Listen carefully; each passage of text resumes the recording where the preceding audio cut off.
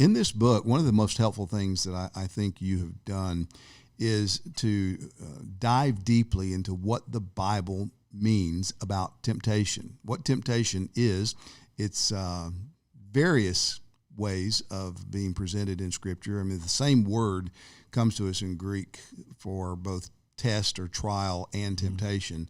And so it's easy to get misled on that. And people do that, especially in James 1. And you give a chapter to expounding and exegeting James 1. So give us an overview of how you understand the Bible's teaching about temptation.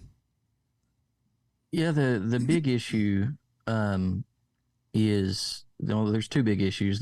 Folks misunderstand James 1 because they ignore James 1:13. Usually they just jump to James 1:14.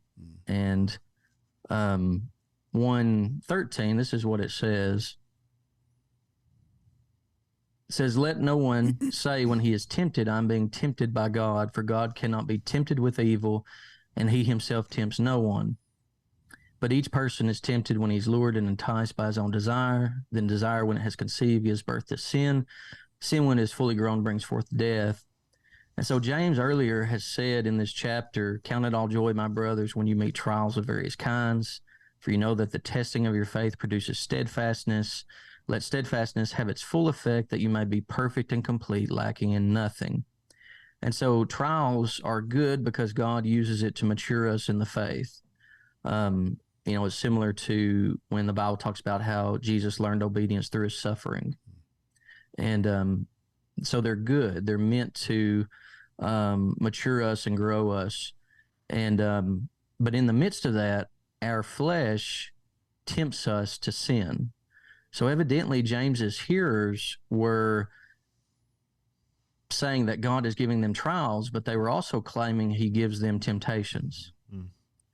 And James is saying, no, you are responsible for tempting yourself. And if you don't deal with it at the root, this is what it produces. It's going to conceive outward sin and eventually death. He uses this genealogical metaphor. It's like a grandmother, a daughter, and a granddaughter, where the seed of sin, or what John calls in 1 John, the lust of the flesh, that is the seed, and it can only produce in its own likeness, similar to, a grandmother conceiving. And some commentators said that she conceives with the devil, and that the flesh is, this mother, and the conception is the evil one, and they produce this evil inclination and desire within us. And I think that actually fits with the rest of Scripture whenever Jesus calls the Pharisees, and actually Stephen does as well, saying that they're of their father, the devil. I doubt they're in a back room conversing with the devil. They could have been, but I don't think that was the case. I think he's making a reference to their flesh, to their unbridled original sin.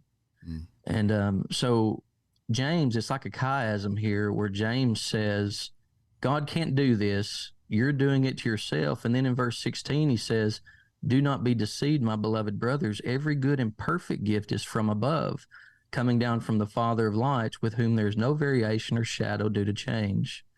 And so he says, God can't do this. Then he says, you're doing it. And then he says, only good gifts come from God. So basically, stop blaming God for your temptations to evil, because God isn't doing it. Your flesh is.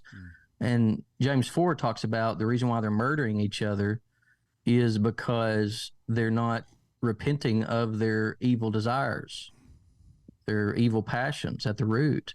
And the clear example is in 15, because folks say, well, Robert Gagnon says this. He says, each person is tempted when he's lured and enticed by his own desire. But if that desire doesn't conceive, then you have not sinned. But if you look at the metaphor, it says, then when desire has conceived, it gives birth to sin, and sin, when it is fully grown, brings forth death. If you argue that desire is only sin when it conceives, then you have to also argue that sin only leads to death when full grown. Mm. But that is not what the Bible clearly teaches elsewhere. The wages of sin is death. Like, all sin is death. It all earns death. Yeah, that's good. It's helpful. Lloyd Jones, I think it's in his sermons on